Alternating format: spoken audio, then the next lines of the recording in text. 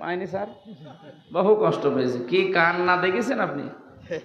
আমার তো ওই দিন চোখের দিকে তাকিয়ে দেখলাম, আল্লাহ, ও স্বামী মরে গেল, মনে হয় মহিলা এত কাঁদেনি। কি কন্দন, কষ্ট না পেলে এতক্ষণ কান্দে? এর আগেও তো দেখেছিলাম কান্নার ভান করেছে, কাঁদে নাই। ওনার রুমাল খালি এই যে টিস্যু এভাবে নিত, চোখে পানি নেই, এমনি এরকম করতো দেখানোর জন্য। এদিন রিয়েলি একেবারে সত্যি সত্যি কেঁদেছে। আমার কষ্ট পেয়েছে এই জন্যেই কেঁদেছে। কথা বলেন ঠিক কিনা? এই কষ্টকে আল্লাহর জন্যে, রসুল্লাহর জন্য, মানবতার জন্যে না, একটা আপনি। তাহলে ও কষ্টের পরে শোক পাবে, ৭০টা ওর জন্যে না। আমি বোঝাতে পেরেছি? আর যেহেতু আয়াতটা রিপিট করেছেন আল্লাহ, এই জন্য দ্বিতীয়টাও শোনা লাগবে, নাকি প্রথমটা শুনে শেষ করে দেবেন? আল্লাহ পাক বলেন, ইন্না মা'আল উসরি ইসরা। যদি কেউ শান্তি পায়, সুখ পায়, কিন্তু এই সুখ আর শান্তি যদি হয় অবৈধ, অবৈধভাবেও সুখ শান্তি পাওয়া যায়। অবৈধভাবে দুনিয়ায় কেউ যদি সুখ আর শান্তি ভোগ করে, একটা সুখের কারণে কমপক্ষে 10 থেকে 70টা অশান্তি, দুঃখ, অকল্যাণ, অপদস্থ, অপমান আপনার ভাগ্যে অপেক্ষা করছে। আপনি প্রথমটা শুনলে খুব ভালো লাগছিল, পরেরটা যেন কেমন কেমন লাগছে। আপনি একটা সুখ যদি ভোগ করেন দুনিয়ায়, সুখটা যদি হয় অবৈধ, আপনি লিখে নিতে পারেন কোরআনের আয়াত, জালিকাল কিতাবু লা রাইবা ফি, কোনো সন্দেহ নেই। মাস্ট বি আপনার কপালে দুনিয়া আখিরাত মিলে ৭০টা অশান্তি, দুঃখ, অপমান আল্লাহ দেবেই। এখন সুখটা যদি হয় অবৈধ সুখ, এই 15.5 বছরে যারা দায়িত্বে ছিল, এরা কি বৈধ সুখ পেয়েছে না অবৈধ? কারণ আমার এই 33 বছর বয়সে 18 বছর থেকে যদি আমি ভোট দিতে আরম্ভ করতাম, 3 বার ভোট দিতে পারতাম, একবারও পারি নাই। কি কথা বলছেন এখানে? আমি জানি না যে ভোট কেমন করে দেয়, শুধু শুনেছি। অথচ এটা আমার দেখার দরকার ছিল না? 3 বার তো আমার দেখার দরকার ছিল, একবারও পারি নাই। আমি যেন নিজে ভিকটিম।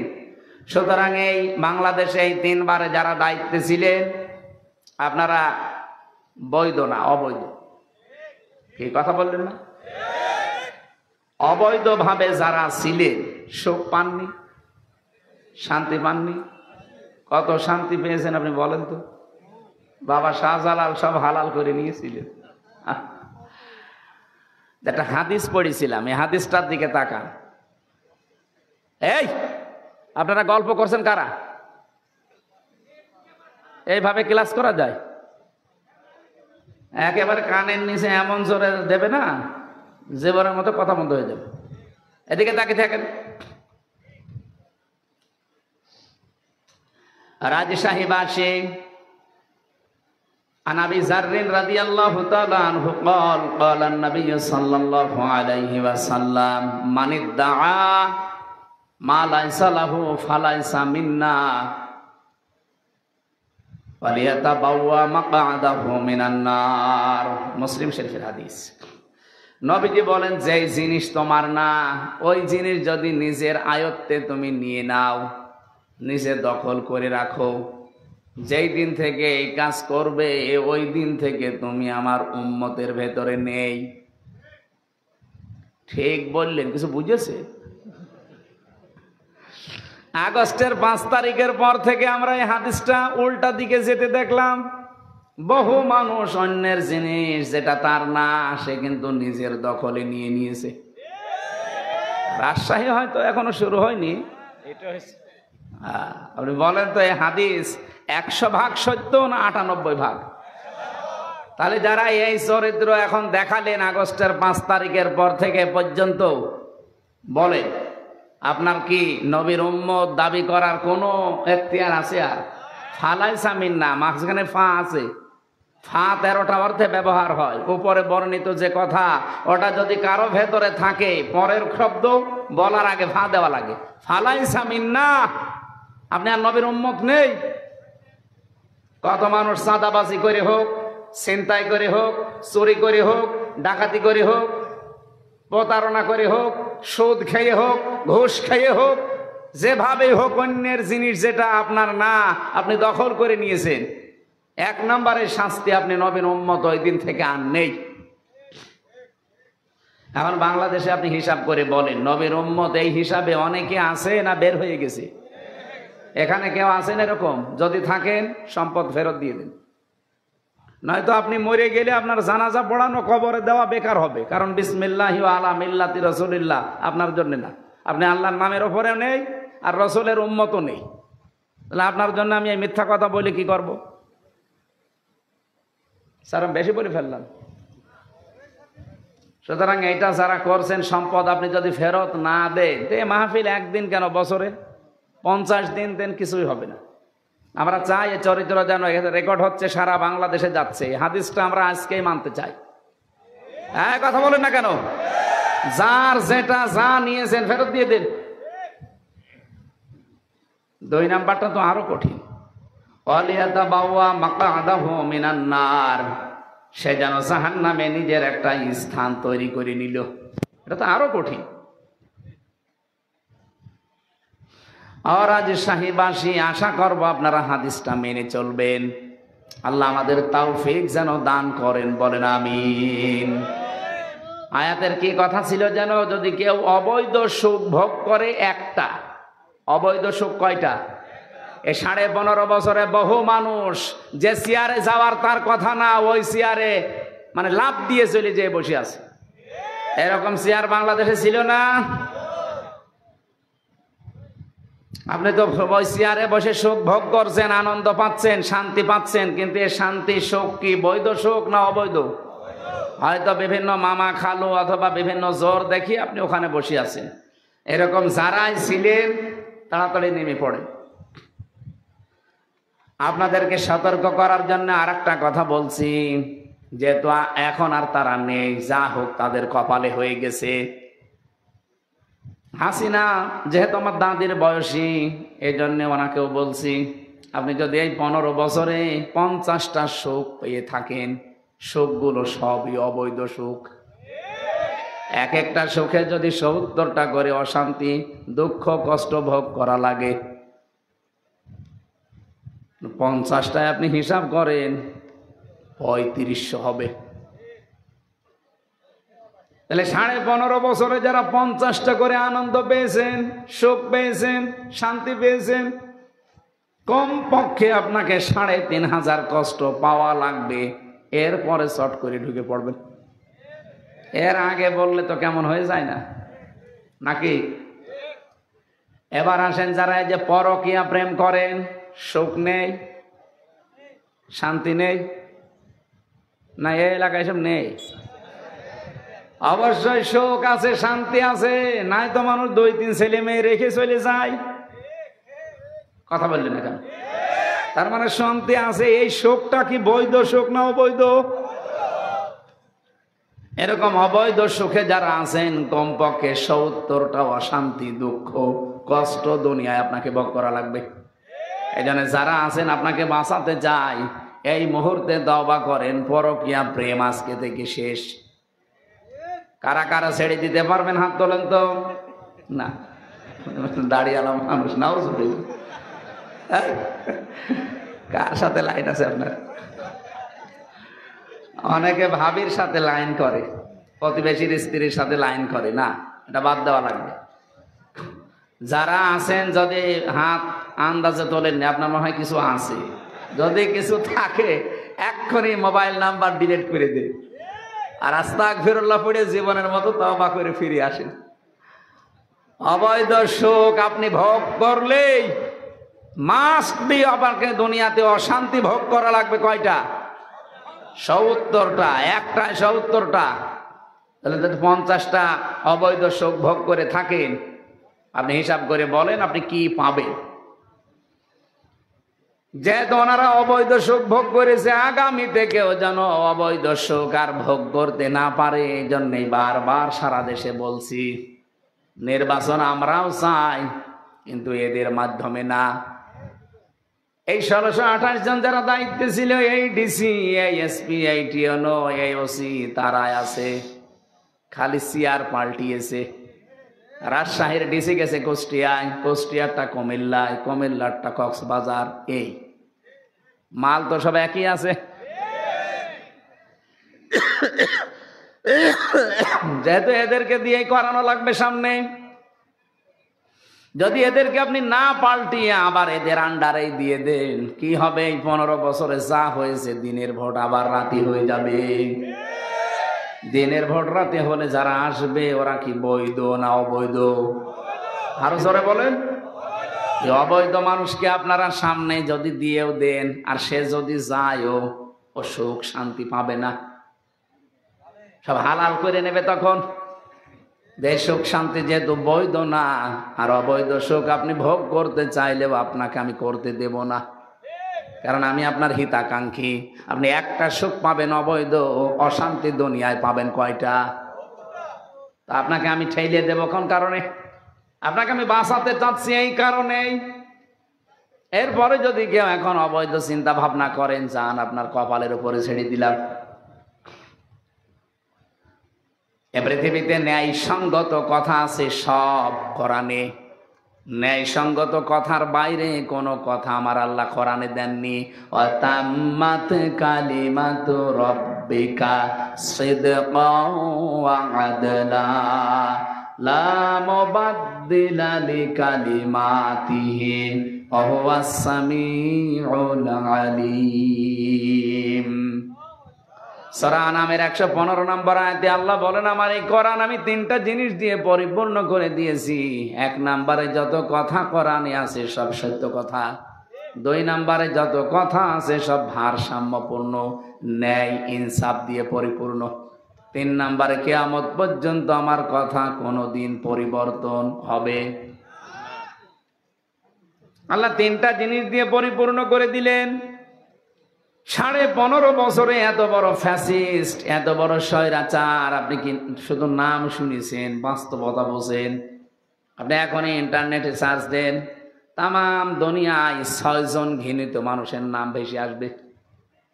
শুধু আমরাই খারাপ বলি তা না ভাই, উনি আয়না ঘর বানিয়েছে এই জন্য আমরা খারাপ বলছি তা না।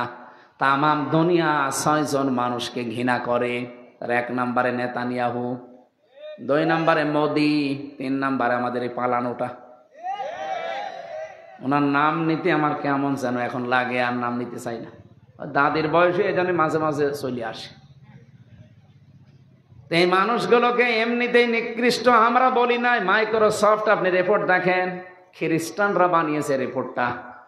তাম পৃথিবীতে 257টা রাষ্ট্র, যারাই দায়িত্বে আছে রাষ্ট্রের, তাদের নিয়ে তালিকা বানিয়েছে। সব চাইতে নিকৃষ্ট তাম দুনিয়া যাদেরকে ঘৃণা করে, আল্লাহও ঘৃণা করে। 1 নম্বরে নেতানিয়াহু।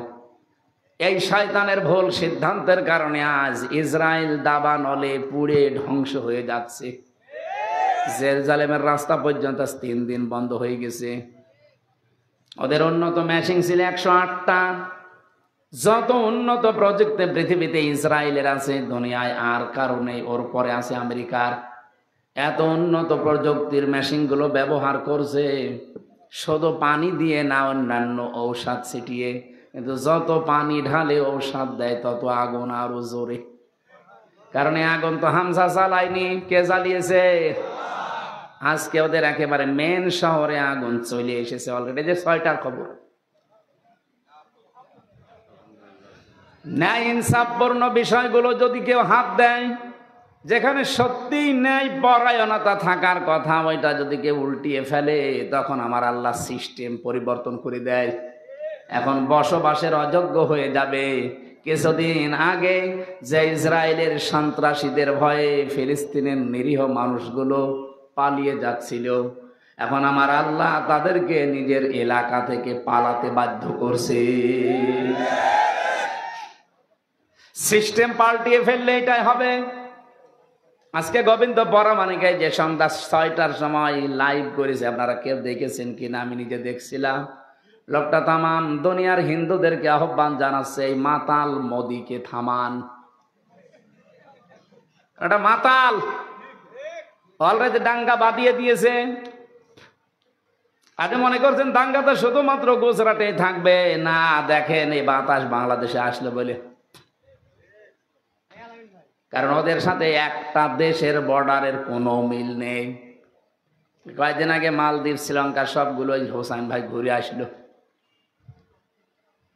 ওদের সাথে মালদ্বীপের মিল নেই, শ্রীলঙ্কার মিল নেই, ভুটানের মিল নেই, পাকিস্তানের তো নেই। ওদিকে আফগানিস্তানের একটা বর্ডার আছে, ওইটার সাথেও মিল নেই। মায়ানমারের সাথে মিল নেই, চীনের সাথে মিল নেই। আমাদের সাথে মিল ছিল, বুবো ছিল, বুবো নেই, মিল নেই।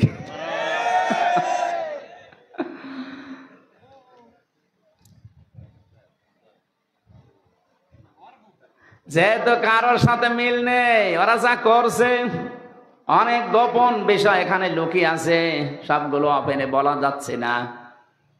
আজকে শুধু একজন সেনাবাহিনীর অফিসার মোদির বিরুদ্ধে একটু অবস্থান নিয়েছে 12:30টার দিকে, ওরে আজকে বাদ দিয়ে দিয়েছে। এই জন্য গোবিন্দ পরমাণু হিন্দু মহাজোটের সভাপতি, এই লোকটা বলছে একে থামান, মাতাল লোকটা না থামলে শুধু হিন্দুরা না, তামাম পৃথিবীর মানুষেরা পৃথিবীতে বসবাসের অযোগ্য হয়ে পড়বে। আহ্বান জানাবো ভাই, বাংলাদেশের যারা অন্য সম্প্রদায়ের আছেন, তামাম দুনিয়ায় যারা নেতৃত্বে আছেন, মোড়ল যারা, এই লোকটাকে থামান। এই একটা লোকের আশা পূরণ করতে যে আমরা অশান্তিতে তামাম দুনিয়ার মানুষ পড়বো কোন কারণে? শুধুমাত্র নিজের এলাকার মুসলমানদেরকে ধ্বংস করছে না, তামাম দুনিয়া এটা ছড়িয়ে যাবে কয়েকদিনের ভেতরে। এই জন্য নামটা এমনি আসে নাই। ও যে সিদ্ধান্ত নিতে যাচ্ছে মুসলিমদের ওয়াকফ আইনগুলো, আমার বাপ দাদারা ওয়াকফ করে মসজিদ, মাদ্রাসা, খানকা, গোরস্থান এগুলোর জন্য দিয়েছে জমি, আর এগুলো এই আইনগুলো এখন পাল্টিয়ে অবৈধভাবে বিল তৈরি করে সব জমি জায়গাগুলো ভেঙে চুরমার করে দিচ্ছে মসজিদ। আজকেও একটা মসজিদ ভেঙেছে। শয়তানরা সত্য কথা বলে যদি কাজ করতো তাও তো মানে নিতাম। 500 বছর আগে এখানে মন্দির ছিল, পৃথিবীর মানুষেরা মাটির নিচে কেউ তেল পায়, গ্যাস পায়, সোনা পায়, রূপা পায়, আর শয়তানরা শুধু মাটির নিচে মন্দির পায়। তাও যেখানে সেখানে পায় না, শুধু মসজিদের নিচে পায়। এটাতে পোড়াটা ওর ষড়যন্ত্র, দুর্বিসন্ধি তামাম দুনিয়া এখন বুঝে ফেলছে, হিন্দুরা পর্যন্ত বুঝে ফেলেছে। গোবিন্দ পরমাণিক একজন হিন্দু না? এক কথা বলছে না কেন? পিনাকি ভট্টাচার্য হিন্দু না? এই মানুষগুলো যদি ওকে থামাতে বলে, মুসলমান এখনো অনেক মুসলমান ওর পক্ষে কথা বলে। আমার মনে হয় ববু দোয়াও করছে যে আল্লাহ হায়াত বাড়িয়ে দাও আল্লাহ। না, আমরা চাই লোকটা যেন থামবে, না থামলে ওর এই ভুল সিদ্ধান্তের কারণে এই দাবানল যদি সত্যি ইসরায়েলের মতো লেগে যায় না, ওদের তো উন্নত প্রযুক্তি আছে, আপনাদের কি আছে? আপনারা পাকিস্তানের সাথে 3 বার পানি খান। আশা করছি থামবে, না থামলে আল্লাহর উপরে ছেড়ে দিলাম। আমার ভাইরা, যে কথা আমি তুলেছিলাম, যে জিনিস তাদের ছিল না জোর করে আজ তারা দখল করে নিচ্ছে। 1 নাম্বারটা নাই বললাম যে তারা নবীর উম্মত না, এটা তাদের দরকার নেই। কিন্তু 2 নাম্বার, ওয়ালিয়াতাবাওয়া মাকআদাহু মিনান নার, সে যেন জাহান্নামে নিজের একটা স্থান তৈরি করে নিল, এটা তো তাদের জন্য হবে। সুতরাং পৃথিবীতে যারা দখলদার, যারা চাঁদাবাজ, যারা ছিনতাইকারী, অন্যের জিনিস যারা দখল করে নিচ্ছেন, আল্লাহর কসম করে বলছি আপনি জাহান্নামের অধিবাসী। বলেন নাউজুবিল্লাহ। আমাদের ভেতরে যেন এই চরিত্র না আসে। কথা বোঝা গেছে তো? রাসূলুল্লাহকে আল্লাহ রাব্বুল আলামিন 3টা যে উদ্দেশ্য নিয়ে পাঠিয়েছিলেন, তার মিশন এবং ভিশন ছিল 3টা। তার সর্বপ্রথম মিশন ছিল তাওহীদ প্রতিষ্ঠা করা। আমি যে কথা বলেছিলাম প্রথমে খুতবা দিতে গিয়ে, আনা শাহাদু আল্লাহ ইলাহা ইল্লাল্লাহ শাহাদাতাম মুসিলাতান ইলাল জিনান, আমরা সাক্ষ্য দিচ্ছি আল্লাহ ছাড়া কোনো ইলাহ নেই। এই সাক্ষ্য যদি কেউ দিতে পারে, এই সাক্ষ্যটা তার জিনান, জান্নাত পর্যন্ত পৌঁছিয়ে দেবে। বলেন সুবহানাল্লাহ। নবীজিকে আল্লাহ যেহেতু প্রথম উদ্দেশ্য দিলেন, তিনি তাওহীদ প্রতিষ্ঠা করবেন। এই তাওহীদ পৃথিবীতে প্রতিষ্ঠা করার জন্যে এখন আমরা যারা 210 কোটি মুসলিম আছি, আমাদের 1 নাম্বার কাজ হবে ঐক্যবদ্ধ হওয়া। এদের সারা বাংলাদেশে একই আওয়াজ এখন চলছে যে ঐক্য হন, সবাই ঐক্য হন। কি এটা কিভাবে হওয়া লাগে? এদের যে বিভিন্ন ধর্মের মানুষ আমরা আছি, তাম পৃথিবীতে প্রায় 4,500 ধর্মের মানুষ বাস করে। আমাদের এই দেশেও প্রায় 9টা জাতি আমরা বাস করছি। আমরা যারা আছি অন্তত দল, মত, জাতি, বর্ণ, ধর্ম নির্বিশেষে 3টা বিষয়ে এক হওয়া লাগবে।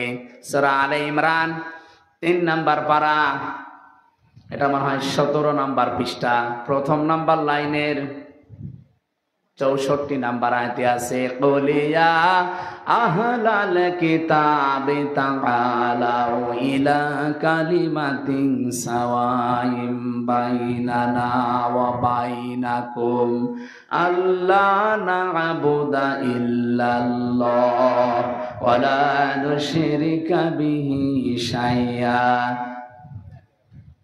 وَيَتَّخِذَ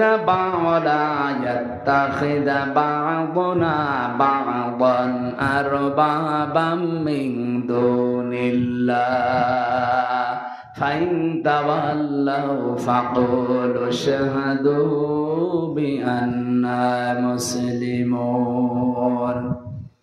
এটা রেকর্ড হচ্ছে, সারা দুনিয়া এখন এই লাইভগুলো দেখছে। বাংলাদেশের মানুষদেরকে আমরা আহ্বান জানাচ্ছি, অন্য দেশটা বাদই দিলাম। এ দেশটা একটা সুযোগ যখন এসেছে, নবীজির মিশন আর ভীষণ 1ম নাম্বারে তাওহীদ প্রতিষ্ঠা। এটা করার জন্য যেহেতু ঐক্য লাগবে, 3টা বিষয়ে যদি আমরা একমত হতে পারি তাহলে ঐক্য হওয়া সম্ভব। নবীজিকে আল্লাহ বলেছিলেন, নবী আপনি ডাকেন আহলে কিতাবের অধিকারী যারা, তাদেরকে বলেন আসো আমরা এই 3টা জিনিসে এক জায়গায় হই। 1 নম্বরে আল্লাহ না'বুদা ইল্লাল্লাহ, আল্লাহ বাদে আমরা কারো ইবাদত করব না। আজ বাংলাদেশে মতের ভিন্নতা থাকতে পারে, মুসলমানদের ভেতরেই বলছি 92% মুসলমান আমরা, অন্য জাতিকে বাদ দিলাম। শুধু মুসলমান আমরা যারা আছি তাদেরকে বলছি আমরা যদি সত্যি তাওহীদ প্রতিষ্ঠায় নবীর এই পয়লা মিশন আর ভীষণে এক হতে পারি, আমাদের এই 3টা বিষয়ে কিন্তু এক জায়গায় হওয়াই লাগবে, ঐক্যমতে আসা লাগবে যে আমরা আল্লাহ বাদে কারো ইবাদত করব। অনেকেই দেখছি আল্লাহ বাদে অন্যের ইবাদত করছে।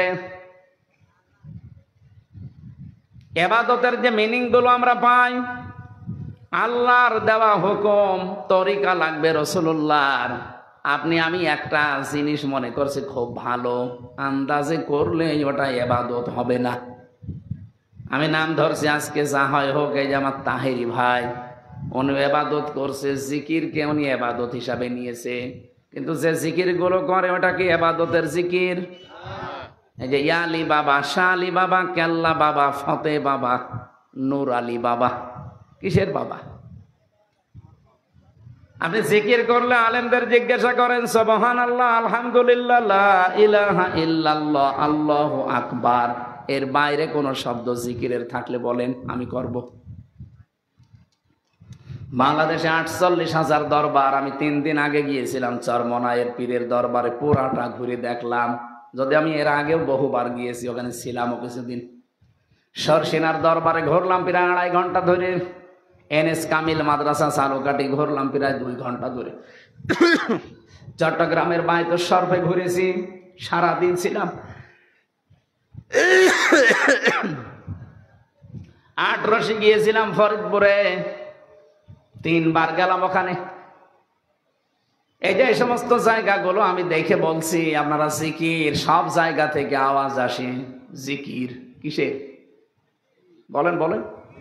যেহেতু জিকির একটা ইবাদত, আমি চরমনাই বলেন, সরসিনা বলেন, বায়তুল শরফ বলেন, 8 বলেন, দেওয়ানবাগি বলেন, না আমি নিষেধ করছি না, কিন্তু জিকির আপনাকে করা লাগবে 4টা শব্দ দিয়ে। যদি এই 4টা শব্দের বাইরে আপনি জিকির করেন তাহলে ওটা জিকির না। ওই যে তাহেরি ভাই যেটা করে এটা জিকির না, ওটা ওনার ফিকির। হ্যাঁ, কথা বলেন। এমনকি আল্লাহর কালেমাকে আপনি খণ্ডিত আকারে জিকির করতে পারবেন না, কোনো পারমিশন নেই। তাম্মাত কালিমাতু রাব্বিকা সিদকা ওয়া আদলা। আল্লাহ বলেন আমার কালামগুলো, আমার কালেমা, আমার যে কথা, এগুলো কিন্তু সত্য। 2 নম্বর, এটা একেবারে ইনসাফ দিয়ে পরিপূর্ণ। আপনি যদি শুধু সুবহান সুবহান সুবহান বলেন, জিকির হবে না। কি কথা বলছেন কেন? এমনকি যদি কেউ বলেন আকবার আকবার আকবার, জিকির হবে। আল্লাহু আকবার বলা লাগবে, সুবহানাল্লাহ বলা লাগবে, আলহামদ আলহামদ বলবেন, জিকির হবে না, আলহামদুলিল্লাহ বলা লাগবে। লাইলা লাইলা লাইলা বলবেন, হবে না, লা ইলাহা ইল্লাল্লাহ বলা লাগবে।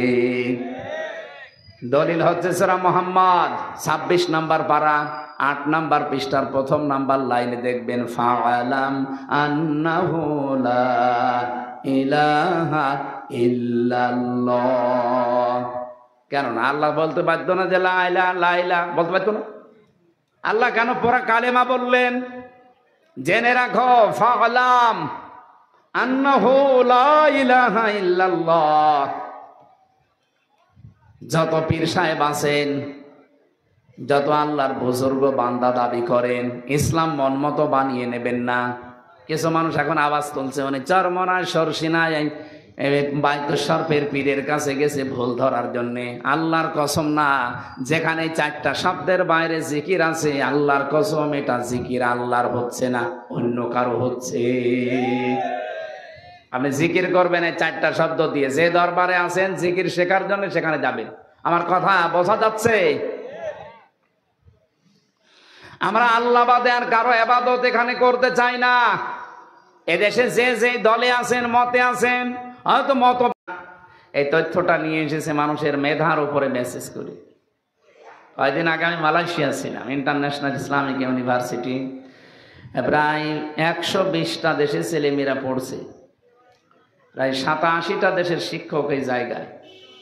কয়েকটা শিক্ষকের ক্লাস আমি পেয়েছিলাম, সেমিনার ছিল, ওনারা কথা বলছিলেন। রাশিয়ার একজন, ফ্রান্সের একজন, আর ওই ভার্সিটির তো আছে সব। ওনারা এই তথ্যটা বলছিলেন যে মানুষের মেধার ভেতরে যে বিষয়গুলো আল্লাহ দিয়ে রেখেছেন, এই যে কোষ, সেল বলা হয়, এগুলো কথা ধরার একটা লিমিট আছে। তো ওই জন্য 45 মিনিটের পরে ক্লাস নেওয়া ঠিক না। সবাই এই নিয়মেই নেয়। বিশ্বে যেখানে গিয়েছি দেখেছি এই নিয়মে ক্লাস নেয়। আমরা একটা ক্লাস করাবো, সর্বোচ্চ আমাদের ক্লাস আর 15 মিনিট, বেশি হবে 1 ঘন্টা। আমরা একটু নীরবে শুনবো ইনশাল্লাহ। যদি এত রাতে কথা বলা ঠিক না, আর আমি অভ্যস্ত না। জেল থেকে বের হয়ে আমার মাহফিলগুলো আমি রাত 9টা থেকে 10:30টায় শেষ করে দিই। বারবার আমি যত ডাক্তার দেখালাম এই 3 বছর জেল খাটার পর, সবাই বলছে আপনার মাথার এই সাইডে সমস্যা, রাত জাগলে আবার বাড়বে। এই জন্য বেশি রাত জাগবেন না, 10টা 10:30টায় শেষ করে দেবে। আপনাদের হাসানি সাহেবের জন্য আজকে আমার রাত জাগা হয়ে গেল। আমি মনে হয় আগামী থেকে যেখানে আসি, আপনাদের এই বাগমারা থানাটা তো সমস্যা, এরা মনে হয় প্রধান বক্তা তোলে রাত 12টার পরে। আগামী থেকে যেখানেই নিয়ে আসেন আমারে, এটা রেকর্ড হচ্ছে তো, সারা দেশে যাচ্ছে। আপনি সাইদি সাহেবের মতো দেশা তুলে দেবেন, যেন অন্তত 10টা 10:30টায় অনুষ্ঠানগুলো শেষ করে আমরা যে আমাদের কাজ করতে পারি। আল্লাহ তাওফিক দান করুন, আমিন। রেকর্ড হচ্ছে এই জন্য বললাম, কিন্তু এরপরও যদি কেউ না শোনেন, আল্লাহর কসম আমি মাহফিলে যাব না। আজকে শুধু ওস্তাদের সম্মানই এসেছি, আগামীতে এরকম বারবার সম্মান দেখালে আমি মরে যাব। ফাইন্না মাগাল উসরি ইসরা, উসরুনের আগে আলিফ লাম, ইসরার আগে আলিফ লাম নেই, অথচ মা দিয়েছেন আর আগে আল্লাহ, এরপর আগে দিয়েছেন ইন্না। গ্যারান্টি দিয়ে নিলেন না নিজে। ফিজিলালিল কোরআনে সাজ্জাদ কুতুব রহমাতুল্লাহ আলাইহি বলতে চেয়েছেন, পৃথিবীতে যদি কেউ একটা কষ্ট সহ্য করে, একটা দুঃখ পায়, অবশ্যই তার সাথে কমপক্ষে 10 থেকে 70টা সুখ, শান্তি, স্বস্তি, নিরাপত্তা, কল্যাণ, এগুলো আল্লাহ রেডি করে রেখেছেন। আপনি কষ্ট পাবেন একটা, সুখ পাবেন কয়টা? কমপক্ষে 70টা, সর্বনিম্ন 10টা, উপরে 70, আরো বেশি হতে পারে বেগয়ের হিসাব। তাহলে আমরা এখানে উসরুন ইসরান বলার পরেই তো অন্তত অর্থ করে ফেলতাম আলেম যারা আছি। আল্লাহ ফা দিলেন, ইন্না দিলেন, মা দিলেন, আলিফ লাম দিলেন, এত দেওয়া লাগতো না। যারা আরবি গ্রামার বালাগাত মানতেক পড়ায় ফাজিল মাদ্রাসা, তারা জানে উসরুন ইসরান দিলে আমরা বুঝে ফেলতাম কেন আলিফ লাম দিয়েছেন। তাফসিরে মুফাসসির বলেন, কষ্ট পেলে আপনাকে হবে না, পৃথিবীতে যদি কেউ 3টা কারণে কষ্ট পায়, এই 3টা কারণের সাথে, কষ্টের সাথে অবশ্যই আল্লাহ কমপক্ষে 10 থেকে 70টা সুখ শান্তি দুনিয়া আখেরাতে আপনাকে দেবে। আল্লাহর ঘোষণা কি মিথ্যা হওয়ার সম্ভাবনা আছে? না। এখন আসেন তো কারণটা দেখি। 1 নম্বরে কারণ হচ্ছে আপনি যদি কষ্ট পেয়ে থাকেন আল্লাহর জন্যে, 2 নম্বরে কষ্ট পেয়ে থাকেন রাসূলুল্লাহর জন্যে, 3 নম্বরে কষ্ট পেয়ে থাকেন মানবতার জন্যে। বলেন, আপনি যে কষ্ট পান এই 3টা কারণে যদি পেয়ে থাকেন, আপনার শান্তি সুখ সামনে আসতেছে। এক একটা কষ্টে কয়টা? কমপক্ষে নিচে মাংজা বিল হাসানাতি ফালাহু 10